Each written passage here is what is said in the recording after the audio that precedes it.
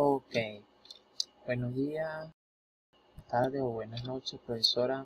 Soy de la sede de Maracay, soy de la Escuela de Ingeniería Eléctrica. El día de hoy vengo a explicar mis puntos relevantes o los puntos a continuación que mandó investigar. Vamos a hablar mayormente de la parte de la inductancia mutua, campos magnéticos, circuito de primer orden, segundo orden, transformadores y, y otro punto relevante aparte de eso, pues inductor y esas cosas y cosas que también quise añadirle vienen siendo también respecto al tema, pues. Ok, por lo menos, ya. Ok, creo que sí. Esta es mi lámina de presentación. Como dije, soy de Ingeniería Eléctrica de la sede de Maracay. Espero que les guste mi explicación. Trataré de explicarle poco a poco. A lo mejor haga varios videos. No creo que con un solo video me alcance los minutos para explicar mi exposición. Okay. Empezamos. Bueno, tenemos primero la inductancia mutua. De mi punto de vista, por lo menos yo definí que la inductancia mutua se refiere a la interacción entre dos o más circunferencias eléctricas que contienen corriente variable en el tiempo, o sea, en un intervalo de tiempo. Cuando una corriente cambia en una circunferencia, genera un campo magnético que induce una electromotriz llamada fuerza, que es la Fe. En la otra circunferencia cercana, esto se conoce como una inductancia mutua. ¿A qué me refiero con esto? Por lo menos en la primera imagen, ¿verdad? Observamos que hay dos circunferencias o dos inductores, también llamados como selenoides, ¿verdad? Por lo menos una está instalado en una fuente y el otro no. Supongamos un ejemplo que hay dos selenoides, que son dos inductores o dos circunferencias, ¿verdad? Que están cercanas entre sí. Uno conecta a una fuente con un interruptor, ¿verdad? Entonces se acciona el interruptor del selenoide 1. La corriente que fluye por él genera un campo magnético. Como se observa, él genera un campo magnético al accionar el interruptor, ¿verdad? Genera ese campo magnético. Este campo magnético induce una corriente en el selenoide 2, que es el que está al lado, aunque no hay conexiones físicas directas entre ellos. O sea, al no haber conexiones físicas entre ellos, al generar la corriente y al generar el campo magnético, genera una corriente en el senoceloide 2, en la cual ya circula una corriente. Si el senoceloide 2 tuviera un bombillo, lo prende, porque está generando un campo magnético y le genera una corriente. El selenoide es como un inductor, son inductores en realidad. Son circunferencias que están enrollados con cables. Ok. Teniendo eso en cuenta, también quiero dar un punto de vista que la inductancia mutua tiene muchas aplicaciones importantes, como los transformadores. ¿A qué me refiero con los transformadores? Bueno, son dispositivos que transfieren energía eléctrica de una circunferencia a otra mediante inductancia mutua. Ok, teniendo eso en cuenta. También podemos hablar de la parte de los cargadores de batería. Utilizan inductancia mutua para transferir energía a las baterías. Y por último, quiero hablar de las comunicaciones. ¿A qué me refiero con las comunicaciones? Obviamente que las comunicaciones o sea, son inductancia mutua, se utilizan en tecnología de comunicaciones como la resonancia magnética. Esos son puntos relevantes que se basan en la inductancia mutua, como los transformadores, cargadores de batería y comunicaciones, como acabo de hablar. Ok, pasando a la otra lámina.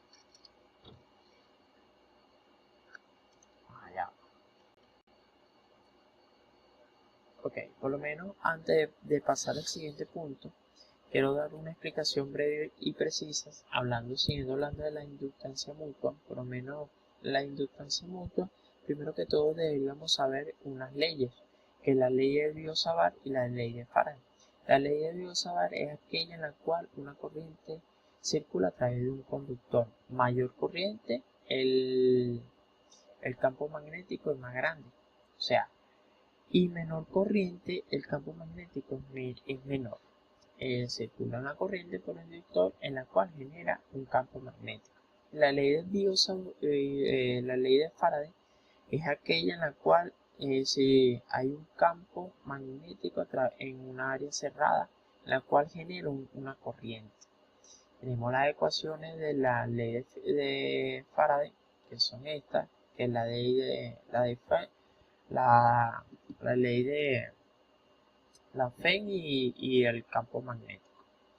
Si observamos en la siguiente imagen, que en la imagen 2 es la ley, la ley de Biot-Savart, por lo menos póngase que esto sea un circuito o una circunferencia o un solenoide, en la cual, por lo menos en el 1, en el circuito 1, póngase, en una área, ¿verdad? Hay una circulación de corriente, por ejemplo.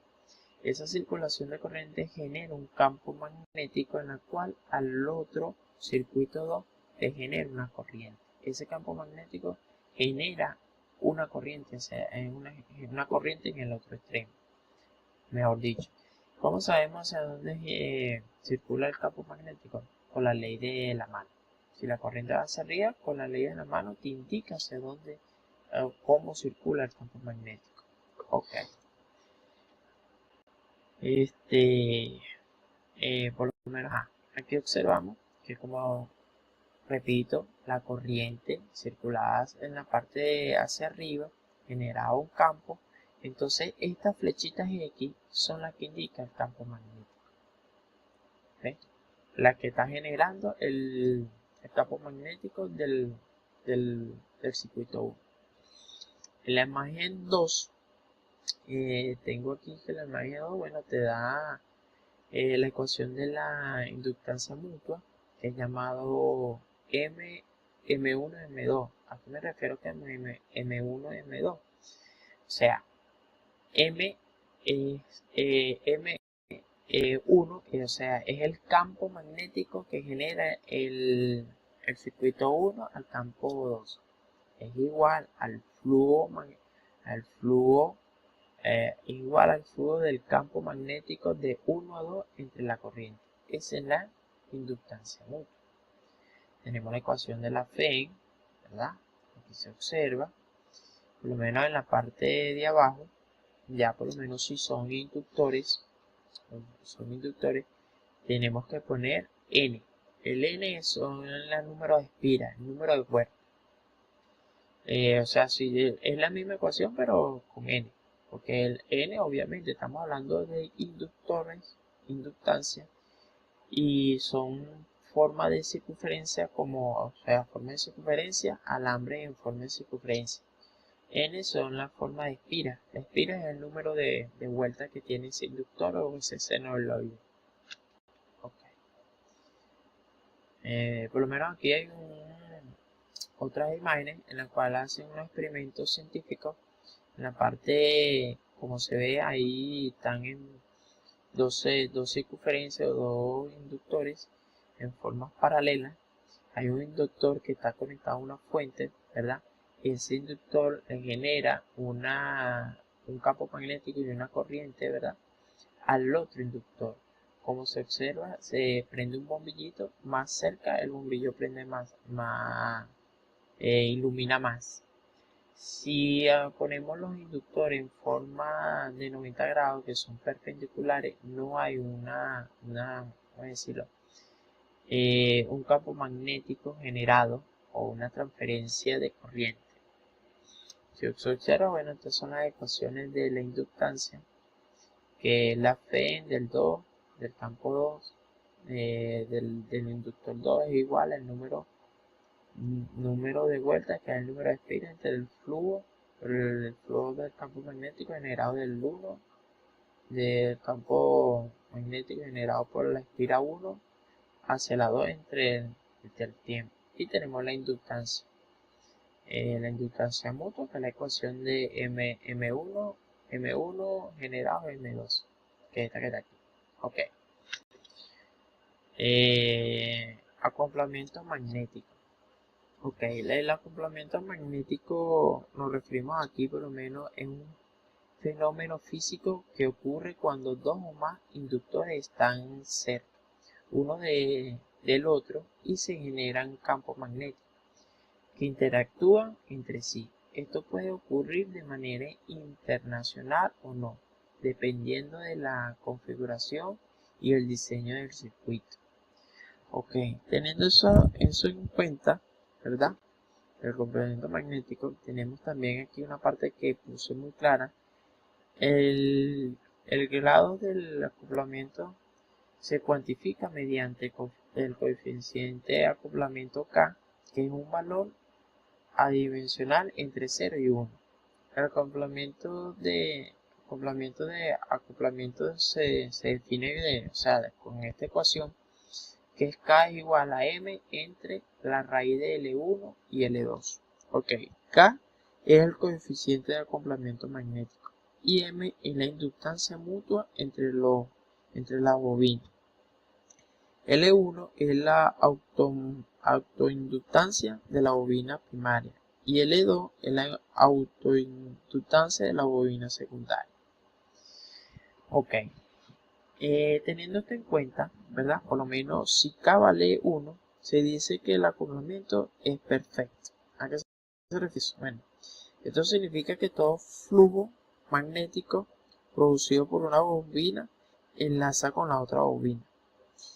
Y otro caso, si K es igual a 0, no hay acoplamiento magnético. El flujo magnético de una bobina no afecta a la otra.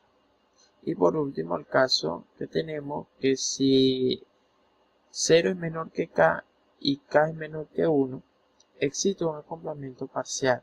O sea, el parte del flujo de una bobina enlaza con otra. Esos son casos que hay que tener en cuenta con el acoplamiento magnético entre inductores. Aquí observamos que, bueno, tenemos un dibujo que es un circuito con una fuente alterna y dos inductores. En realidad son transformadores, ¿verdad? Que no están unidos, pero están casi pegados. Esa es la definición. Para tener en cuenta, o sea, un punto relevante, cuando los inductores están acoplados magnéticamente, el campo magnético generado por uno de ellos puede inducir una corriente en el otro inductor. Ok. De aquí, bueno, vamos a saltar al siguiente punto.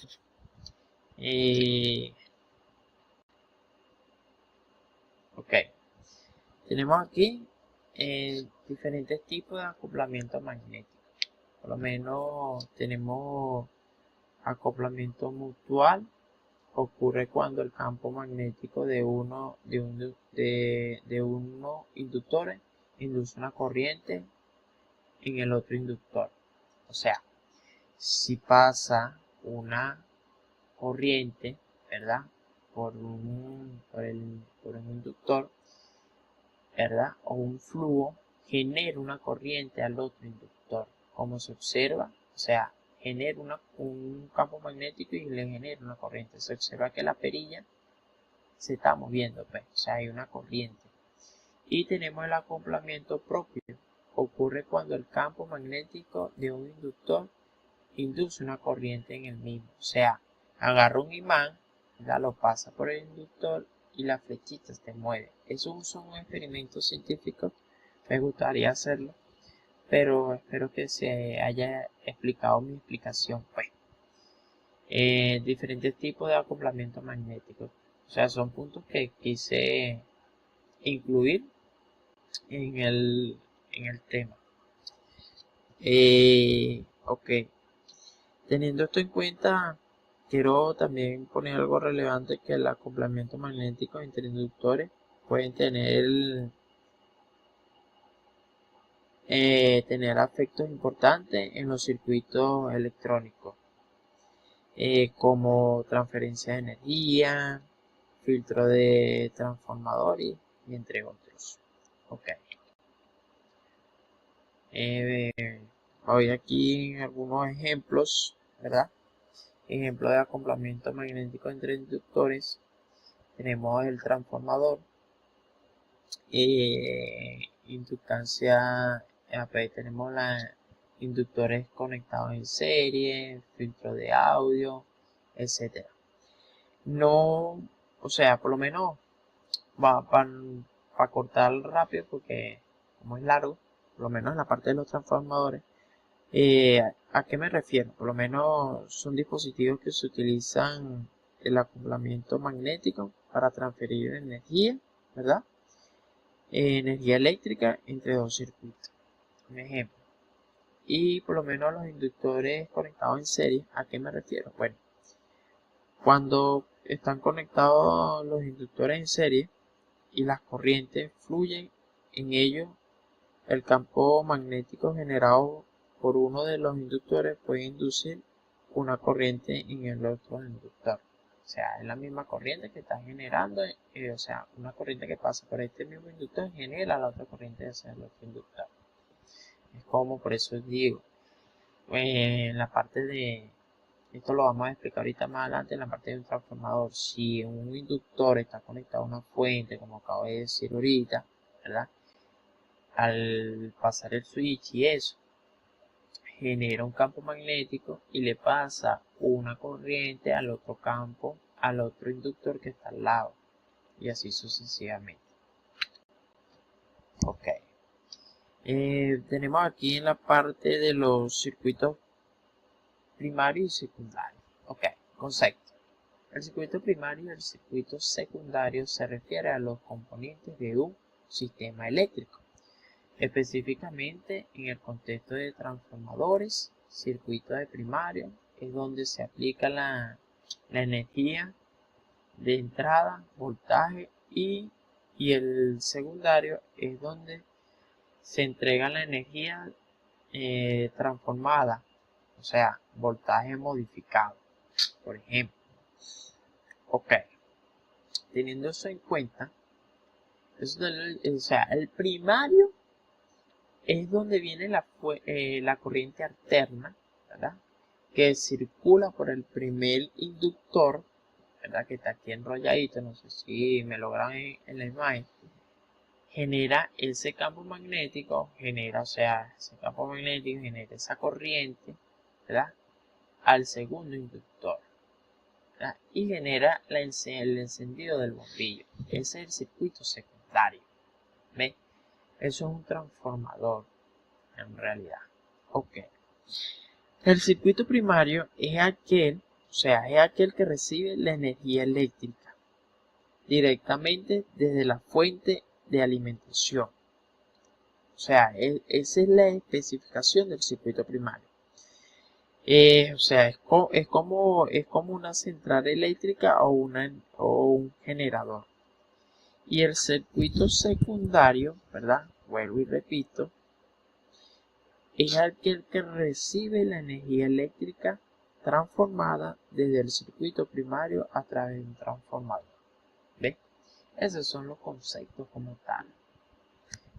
Entra una corriente por el primer inductor, se alterna y le genera la corriente al segundo. ¿Ves? Espero que haya entendido esta explicación de los circuitos primarios y circuitos secundarios. Ok, vamos con el otro, por lo menos un ejemplo aquí. En dice aquí, en un sistema de un circuito primario y secundario. El circuito primario generalmente se refiere al circuito de bajo voltaje, que controla el flujo de corriente a través de las bobinas de encendido, mientras que el circuito secundario es el circuito de alto voltaje que produce la chispa de la bujía.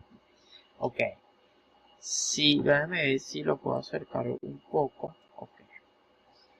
Aquí hay, por lo menos en esta parte, hay una parte bobina primaria, que es el primer cable que está enrollado a través de un núcleo de hierro. Y tenemos la bobina secundaria. ¿Verdad? Hay una fuente que está generada por la bobina primaria, ¿verdad? Generando ese campo le genera una corriente a la bobina secundaria y hace que haga un chispazo en la bujía. Eso es un transformador. Por lo menos esto es una parte que es pequeña, pues. O sea, es un dispositivo en el cual que genera una corriente a la bujía. Hace la función de un transformador. Ok. Vamos con el siguiente. Tenemos aquí marcas de polaridad de las bobinas. Ok. Los conceptos. Las marcas de polaridad de las bobinas son muy importantes para asegurar. Ya va. Ok. 8. Ahí. Para asegurar de que están conectados correctamente en nuestro programa. Me pasé. Correctamente en nuestros proyectos electrónicos. Estas marcas indican la polaridad correcta para conectar las bobinas, lo que es crucial para evitar daños o mal funcionamiento en el circuito. Ok. Teniendo ese concepto, ¿verdad? Al menos, ok. Las marcas de polarización en realidad indican la dirección del flujo de corriente y la polaridad de los terminales. En la bobina de encendido, ¿verdad? Una bobina de encendido, por ejemplo, las marcas deberían ser positiva y negativa, especificadamente. Indican la conexión correcta a la batería para evitar daños. Y en el transformador, ¿verdad? Las marcas de polaridad como X1, AP, como H1, H2, X1 y X2 indican la relación entre la bobina primaria y secundaria y son cruciales para la correcta conexión y operación. Si observamos, ¿verdad? Lo que acabo de decir está aquí planteado en las imágenes. Tenemos, por lo menos, o sea, tenemos aquí H1 y H2 y X1 y X2, ¿verdad? Tenemos estas partes de punticos, por lo menos hay un puntico que está arriba y abajo, y hay dos punticos, ¿verdad? Que están paralelamente, pero están en la parte de arriba, ¿verdad? Ok. ¿A qué se refiere por lo menos, o sea, la parte de, por lo menos de los punticos, o sea, si observamos estos punticos cuando están paralelos, se llaman fase. Y el otro se llama voltaje de fuera de fase, ¿verdad? Por lo menos los voltajes fuera de fase son la polaridad sustractiva se da cuando un transformador en la bobina secundaria está arrollado en sentido opuesto a la bobina primaria. ¿Okay? Ese es el voltaje en fase. Y ese es el voltaje fuera de fase. Y el voltaje en fase, en realidad se dice que es la polaridad aditiva, una polaridad aditiva. Se da de cuenta que un transformador en la bobina secundaria está arrollado en el mismo sentido que es la bobina primaria. Ok. O yo creo que lo dije al revés. Sí, al revés. Ajá. Bueno. Si tenemos en cuenta, bueno, tenemos el voltaje de fase cuando en realidad están igual, pues. Tenemos la conexión 1 pegada con la conexión 3 y el voltaje fuera de fase es cuando la conexión del transformador 1 está conectado con la conexión del transformador, o sea, la fase del transformador 4 que es abajo. Ok. Bueno, vamos aquí para la otra. Tenemos aquí transformadores ideales. Ok, los transformadores ideales, el concepto es que un transformador ideal es un tipo de transformador que se utiliza en teoría para simplificar el análisis de un circuito eléctrico.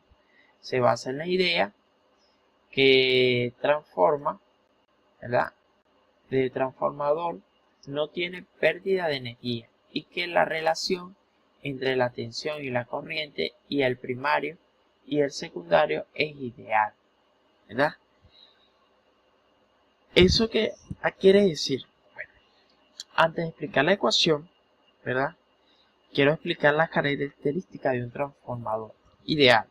Por lo menos, ese transformador ideal no tiene pérdida. O sea, ¿a qué me refiero? No hay pérdida de energía en el transformador, lo que significa que toda la energía que entra en el primario sale por el secundario.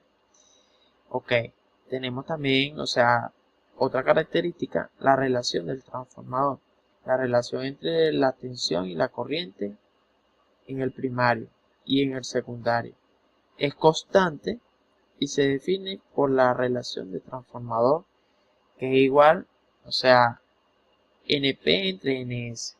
Es una ecuación. Aquí la observamos. Y tenemos por lo menos la última característica que es la independencia infinita. ¿A qué me refiero con esa independencia infinita? Bueno, el transformador ideal tiene independencia infinita, lo que significa que no hay corriente que fluye a través de ese núcleo.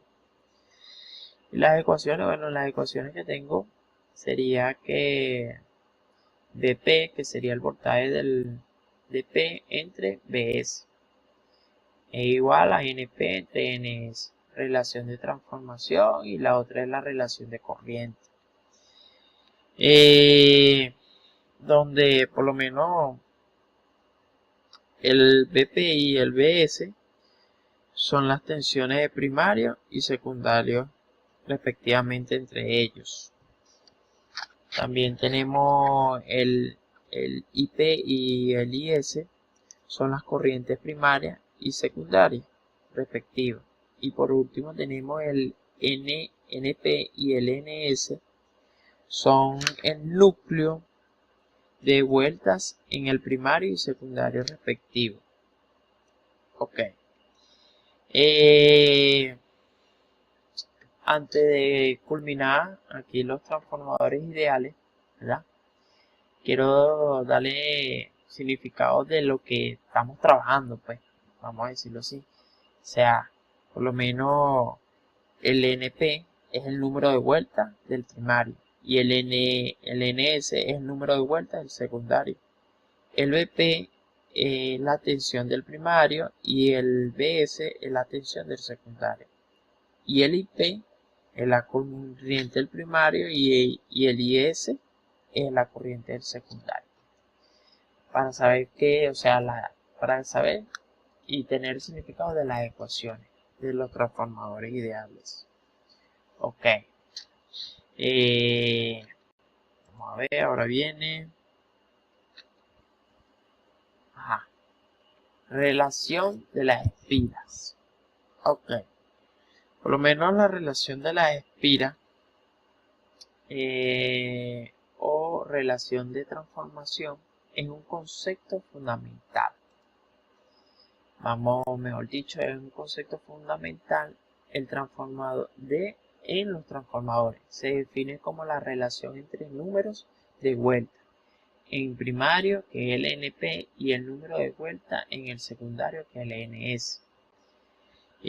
Aquí tengo las ecuaciones de la espiras se denota como, o sea, la relación de las espiras sería el NP, como lo acabamos de decir, entre NS.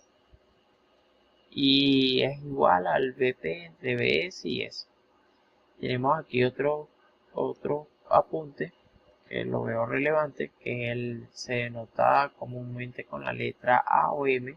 En la relación de las espiras se define como A es igual a N1 entre N2. Como observamos, utilizamos esta relación las ecuaciones para el transformador ideal, como puede describirse como el B1, que es el voltaje de B1 de la espira 1 es igual a la corriente entre B2. Y la corriente B2, ¿verdad? B1 es igual a 1 entre la corriente por la corriente 2. Ok.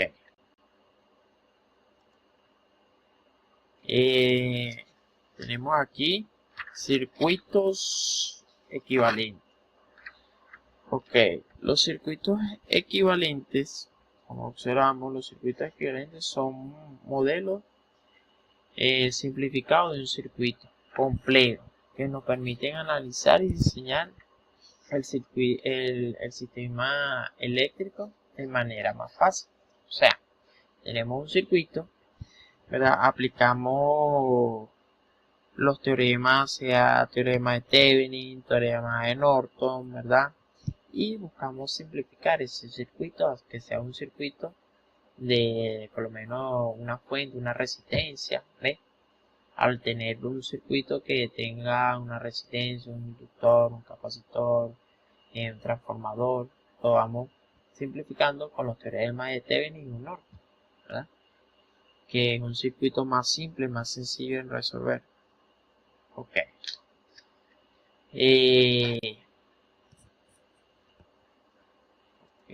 Ahora venimos. Reflexión de la impedancia. Aquí se refiere por lo menos en un concepto fundamental en la teoría de un circuito y se utiliza para analizar cómo se comporta un circuito cuando se conecta a una carga. ¿A qué me refiero? Bueno, cuando una onda eléctrica se propaga a través de una línea de transmisión y llega a una carga, parte de la energía se refleja hacia atrás, debido a la diferencia de la independencia entre las líneas y las cargas. Esta reflexión se puede calcular utilizando la fórmula que es igual a R es igual a ZL menos ZO entre ZL más ZO. Ok. R, ¿verdad? R es el coeficiente de reflexión. R es el coeficiente de reflexión. Y ZL es la impedancia de carga. Y ZO es la impedancia que caracteriza la línea, ¿verdad? Teniendo eso en cuenta, por lo menos cuando R es igual a 0, ¿verdad? La impedancia de la carga es igual a la independencia característica de la línea. Y cuando R es igual a 1, la impedancia de la carga es infinita y abierta. Por lo menos aquí tenemos la ecuación, por lo menos la ecuación de R, la ecuación de T, son ecuaciones esenciales para la reflexión de la impedancia. Ok.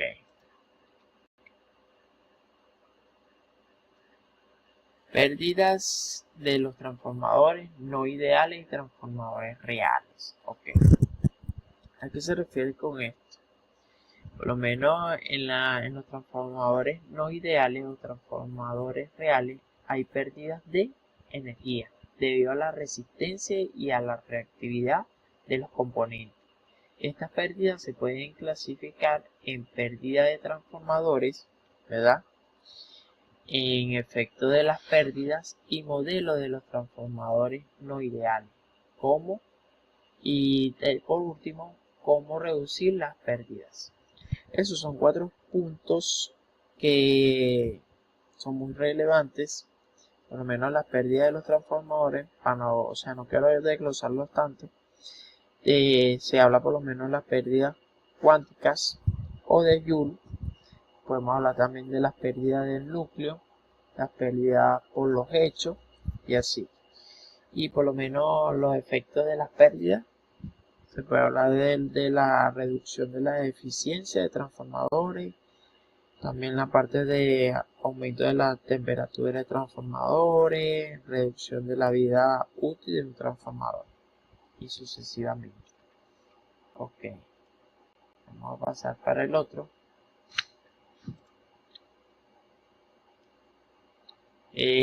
Transformadores trifásicos. Los transformadores trifásicos, en realidad, bueno, concepto del transformador trifásico son un tipo de transformadores que se utilizan para convertir la tensión y la corriente sistemática. Corriente de sistema trifásico. Estos transformadores tienen 3 fases y se utilizan en aplicaciones como los transformadores de energía eléctrica y la carga de distancia. O sea, aquí tenemos la ecuación. Tenemos transformadores delta y estrella, ¿verdad? Que son esos que están ahí como se observa. Por lo menos la ecuación que sería PP entre BS es igual a NP entre NS y es igual IS entre IBP. Como dijimos hace rato, bueno, BP es el voltaje primario, BS es el voltaje secundario, el NP es el núcleo de vuelta, del vanado primario, y NS es el núcleo de vuelta del vanado secundario, y el IBP es la corriente primaria y el IS es la corriente secundaria. Por lo menos tenemos el delta, ¿verdad? Que acabamos de decir. Como se observa, el delta está conectado de esa manera, ¿verdad? Son las bobinas primarias y secundarias que están configuradas en delta. Y el estrella son las configuraciones más comunes donde las bobinas primarias y secundarias están configuradas en estrella.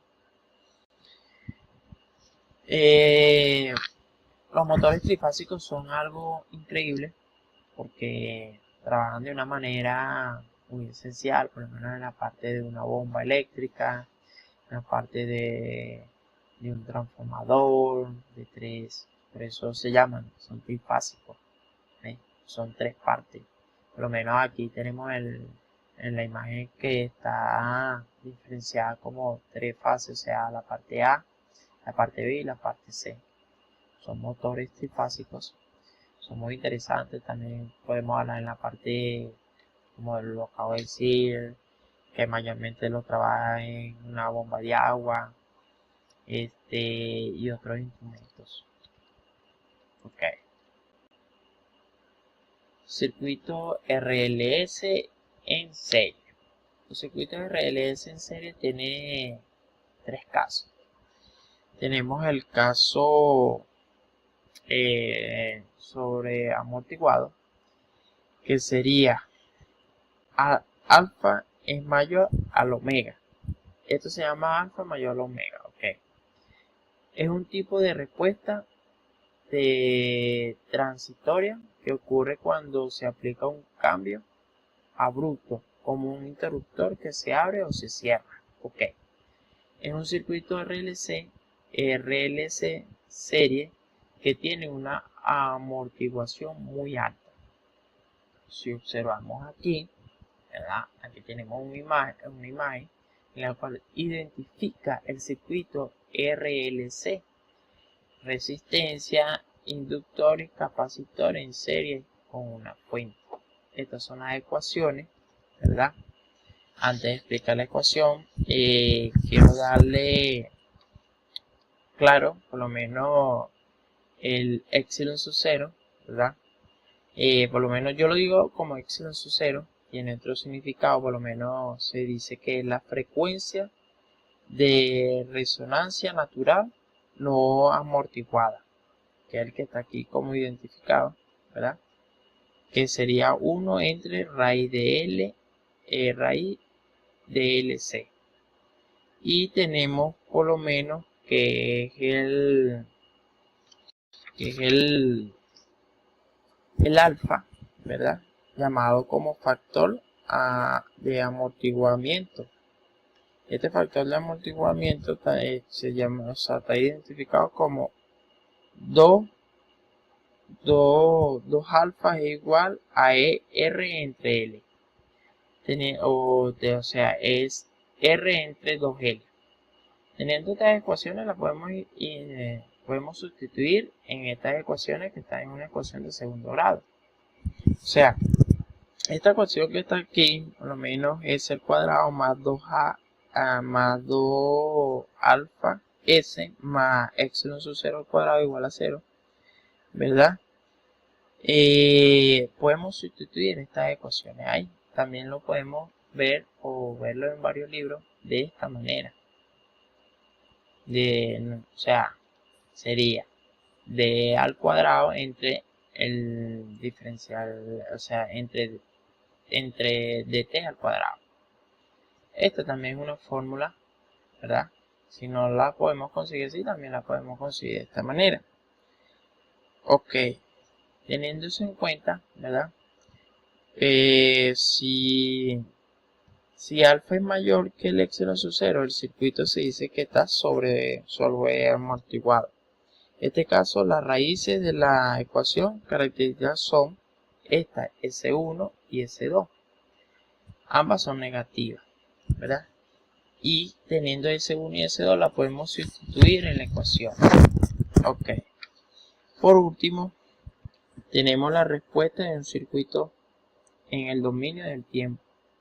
Esta es la ecuación como tal, ¿verdad? Que sería el B, o sea, el voltaje de T es igual a A por el Euler cuadrado S1T más más B Euler cuadrado S2T, donde A y B son constantes que se determinan con las condiciones iniciales.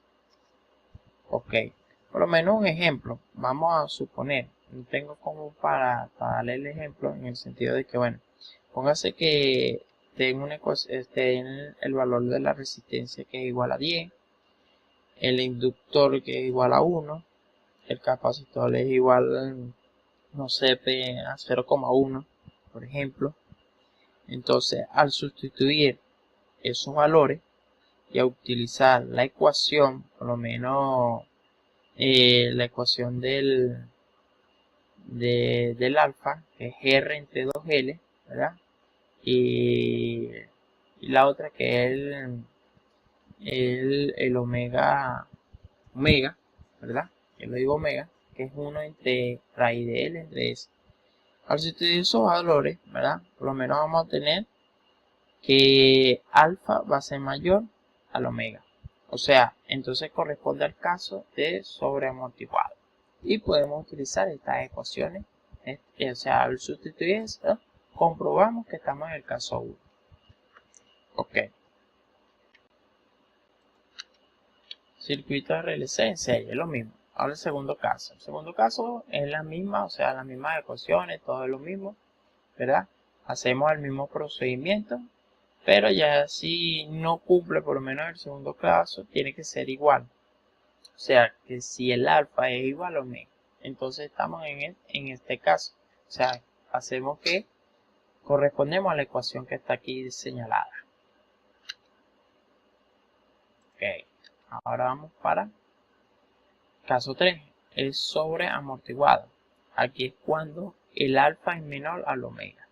Si eso corresponde a o sea, obtenemos esta ecuación, que es la que tenemos, ¿verdad? Y tenemos esta, que es la de abajo, que en realidad la de abajo, o sea, al comprobar que estamos en el caso 3, ¿verdad? Tenemos dos ecuaciones, ¿verdad? Donde A y B son constantes y donde tenemos una ecuación más que es que es el omega, o sea, es omega ED, es la frecuencia de amortiguamiento. Esa es la raíz de epsilon sub 0 al cuadrado menos alfa al cuadrado. Ok. Circuito RLC en paralelo. El circuito RLC en paralelo mayormente es parecido, es casi lo mismo. Lo único que va a cambiar, bueno, son las ecuaciones, por lo menos el alfa y el omega. Por lo menos son diferentes. Entonces, o sea, comprobamos si estamos en el caso 1. Entonces, si está en el caso 1, correspondemos a estas ecuaciones, que es el modelo de respuesta. Y bueno, tenemos el caso 2, que es el circuito RLC en paralelo. Tenemos cuando el alfa y el omega son iguales, hacemos lo mismo. Por lo menos aquí, bueno, se dedujo una ecuación, para comprobar, o sea, si correspondía. Y tenemos el modelo de respuesta. Mayormente en estos casos, bueno, o sea, en circuito de RLC son fórmulas. Lo que hacemos es comprobar a ver en qué caso estamos. Depende si el circuito es en serie o en paralelo. Es lo primordial. Por último, bueno, tenemos que ver si el alfa es menor al omega. Hacemos lo mismo, pues comprobamos si eso corresponde. Bueno, estamos en este caso y utilizamos esta ecuación. Ok. Por último aquí, bueno, tenemos la frecuencia de resonancia, ancho de banda y factores de calidad. Por lo menos, bueno, aquí tenemos aquí la resonancia, ¿verdad? Por lo menos la resonancia se dice que la frecuencia es la frecuencia en la que la impedancia del circuito RLC es mínima o máxima, dependiendo del tipo de circuito. En un circuito RLC en serie y la frecuencia de resonancia se define de esta ecuación. O sea, el omega sub 0 es igual a 1 entre la raíz de L por C, donde L es la inductancia y C es la capacitancia conocida. Tenemos el ancho de banda, ¿verdad? Por lo menos el ancho de banda se define que el ancho de banda es la diferencia entre la frecuencia en la que la potencia del circuito disminuye. O sea, disminuye por lo menos 1 entre raíz de 2, ¿verdad? Tenemos la ecuación, que sería esta que está aquí, de BW es igual a omega 2 menos omega 1. Donde